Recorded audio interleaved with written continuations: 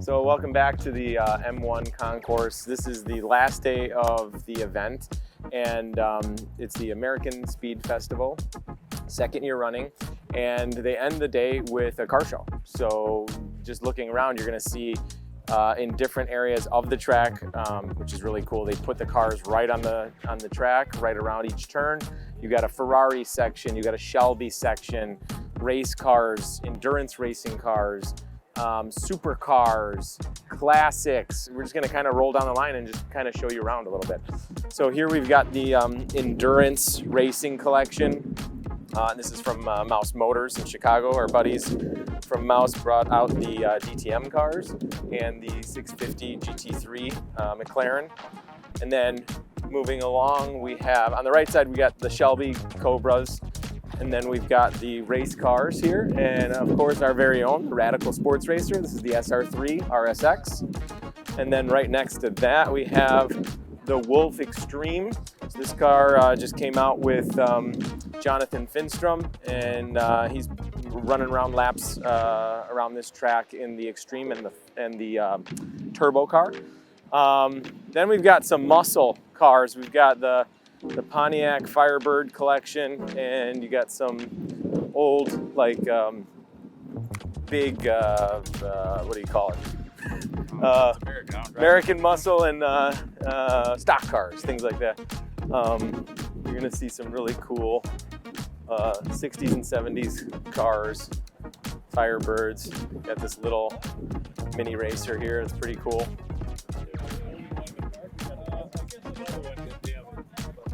Really cool Nash Speedster. This is a very, very cool car. I love this. You gotta also check out the detail in the cockpit here. This is really cool.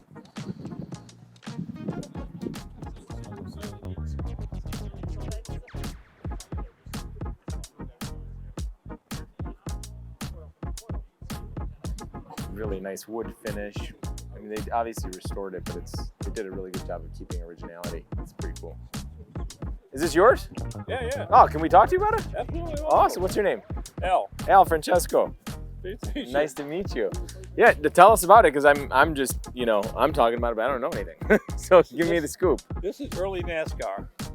So I'd say in 1927, this is what they raced. They took a car. They didn't do horsepower. They didn't know how to increase horsepower. So they take the fenders off, take the running boards off, take the body off, and basically have a race car. Now in this one I had, it was a 4-door sedan. It was kind of rough shape, so I took the body off. And basically built the car, built the doors. It originally had a 1.25-inch wooden floor, which it still has. It's behind this metal. Yeah. And replaced all that. And the boat tail is a hood, front hood off of a 1940 Nash. Get out of here. And the side panel. They cut the fit. That's really cool. And that was unusual. That was their idea of streamlining a car, do a boat tail. Of course, I think some of the high-end, Duesenbergs and stuff had boat tails, so these guys wanted to copy that. And so it represents a 20s race car, and that's what once they owned dirt tracks, the county fairgrounds were pretty much what they raced With these size tires? Oh, yeah, absolutely. That's crazy. Yeah, look at the contact patch. That's barely hand width. They were all narrow tires, like 5-inch wide.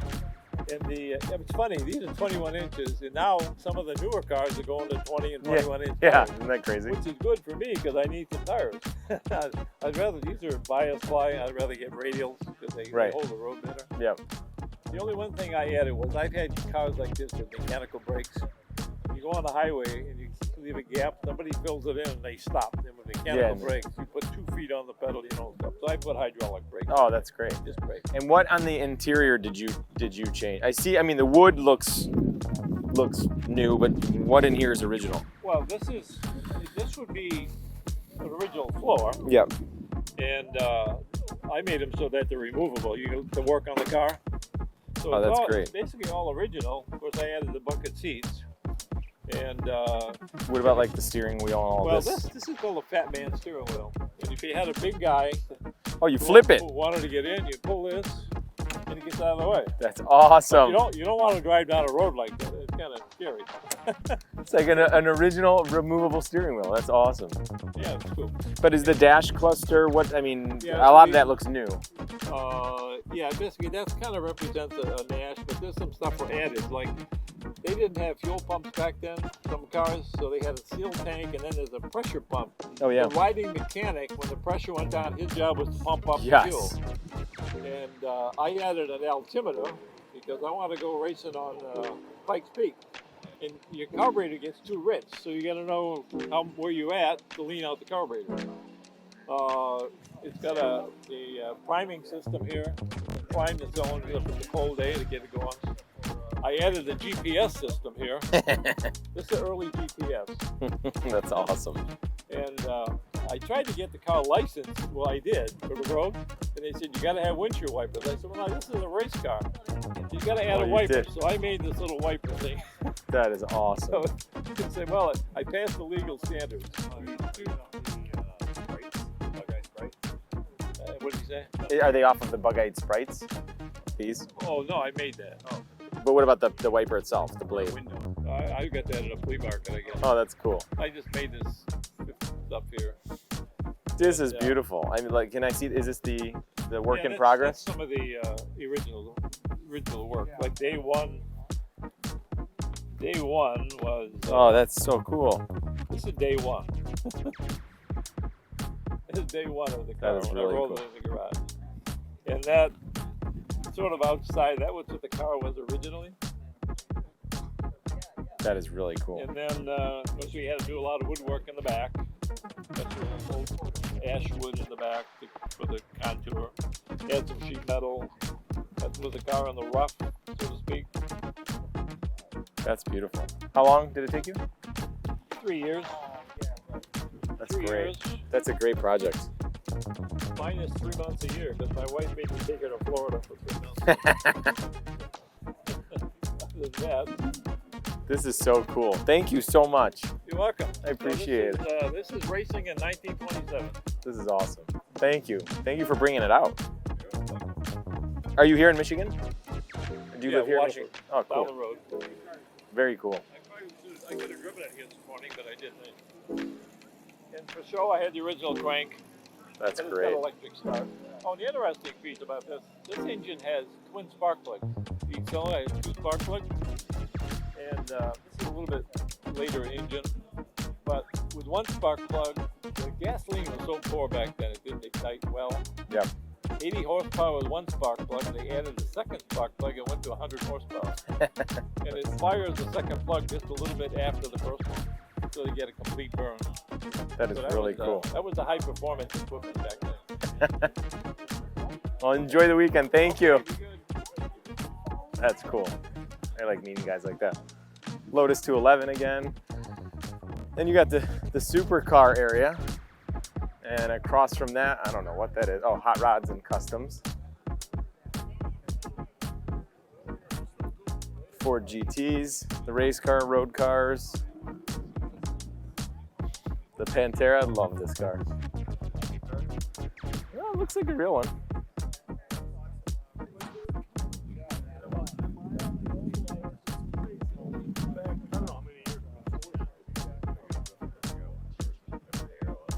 The what? Oh yeah. The Elva looks so cool. It just looks awesome.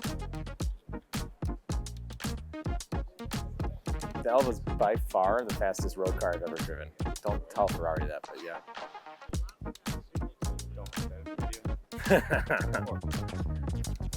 No, put it in there so Ferrari steps up their game.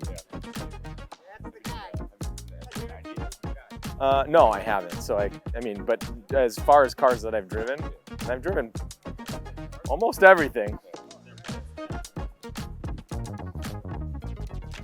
Corvettes, Chevy. Was this the Chevy section? What is this?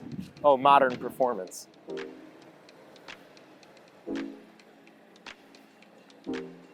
Random motorcycle, Buell. Yes.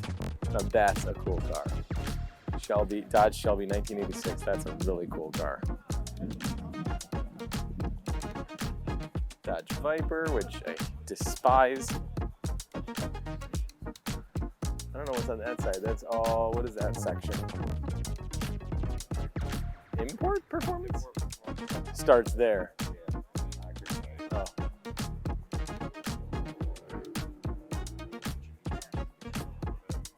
What?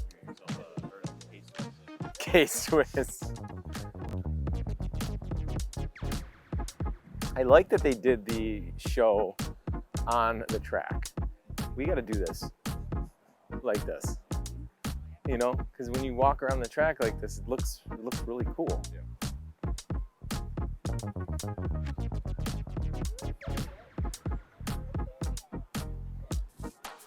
190E, I had this car a long time ago. Loved it.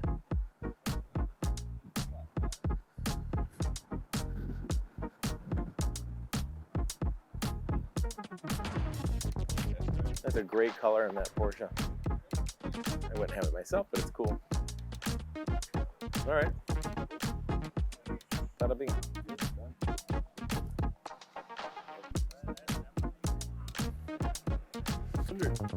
That's awesome. I'm Francesco. Peter? Peter Hayden. Nice to meet you. Nice to meet you too. Do you mind telling us a little bit about the car? No, I'm glad to tell you about it. It's a Duesenberg, and it's a 1923. They made the Model A during the same time they were racing this motor, the Duesenberg Straight 8, which you can see on the radiator grill. And the Straight 8 had exactly the same displacement as in this car. I can't remember just what it is now, but it's a Straight 8 motor, and it has aluminum pistons. And it was the same motor that was used when they won the Indianapolis 500 4 times. Wow. With this engine. And they won, in my opinion, because it was also the first car really in America to have hydraulic brakes. So when they went into the turns, they could stop. They didn't have none of that mechanical stuff. This car is heavy, and the race cars were much lighter, but they were still heavy. They won 4 times, and the two times that they raced down there that they didn't win, they were 2nd, 3rd, and 4th. So, that's awesome. Yeah, they were. It's a wonderful story. I bought the car maybe 40 years ago from a dealer, from a collector down in Palm Beach, Florida, who had a whole garage full of cars that he was sort of peddling cars. And I was actually looking for a Bentley, a WO Bentley car from the era of the what they call the Cricklewood period in Bentley's existence. That's when he was actually building and designing the race cars. Mm-hmm. And the car was absolutely terrible. It was a shitty car. It had leather. It was a leather-bodied car. I mean, but this car was parked right Did next it shrink in the rain? Well, it was all cracked. It was really a crappy car, and it would have to be completely rebodied. Yeah. So this car was right next to it. It didn't look like this. I mean, it was really a mess too. But I said to the owner, I said, I want to buy that car. He said, well, it's going to cost you a lot of money. And I said, oh, come on, don't do that to me. I was a college professor, and so. Where? At the University of Michigan. Oh, cool. What did you teach? English. And writing, creative writing. So this fellow, Bill Lassiter, said to me, well, I guess I'll sell it to you. And I said, well, Bill, I'm going to have to pay you over a 6-month period. I'm going to have to rob a bank tomorrow to get you your down payment. And he said, okay, let me know how it goes tomorrow. So I sent him his down payment, and it's been a wonderful car. I've had it for about 40 years, as I said.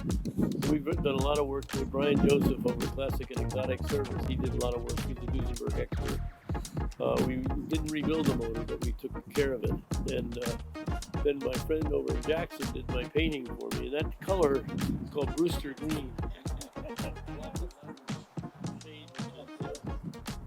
Used by the Brewster Coachworks Company up in Springfield, Massachusetts. Mm-hmm. And Brewster did all the bodies for the Rolls Royces that were built in Springfield. Mm-hmm. So, and this was their color. It turns out this particular shade of Brewster Green came off of a Bentley that I owned, a modern Bentley. But I liked the color so much that I had it painted this color, and always had black fenders. I love the wheels too. And the wheels, we painted them. It's a good color on the wheel. We painted them this tan because we had the convertible top, and so we matched the convertible top on the wheels, and then we also did there's a pinstripe on here. It's the same color as that tan. And I noticed I must have been on a gravel road because you can see I've gravel in my tires. You picked up some stones in there. Yeah. So that's my story. That's very cool. I've owned this car. I say just recently. I'll tell you one thing that just happened recently, which is really cool. I go to something called the Auburn Cord Duesenberg reunion every year, and it's always over Labor Day. And I try to get back. It's really because those are the real enthusiasts of the car. And when I took this car back this year, I always, because it's won the first place in that class 2 or 3 times. But I take it back for what's called the Senior Emeritus Award, which means that if the car still has enough beauty and you get enough points for it, you can win a Senior Emeritus recognition. They give you a plaque and you put these little things on. And I've taken this back for the Senior Emeritus Award a number of times, but there were so few Duesenbergs this year. I think there were only 8. Wow. That it won the best Duesenberg also. Yeah. Even though it was a senior award, I was totally shocked. I got a nice trophy, a nice bowl that I have in my garages. So it's been a very popular car. People love seeing this car. Yeah, it looks beautiful. Yeah, it does. It's very, it's old. It's got that boxy look to it, but it's got a lot of power too. Yeah, I love it. It looks, it's very classy looking. Very stylish. Yeah. Well, thank you very much for bringing it out too. You're most welcome. Are you going to drive it home? I have a truck here. Yeah, cool. I drove it over in a truck, and it'll go in there as soon as we're free to go. Cool. Okay. Thank you. You're welcome. Have a good weekend. Rest of the weekend.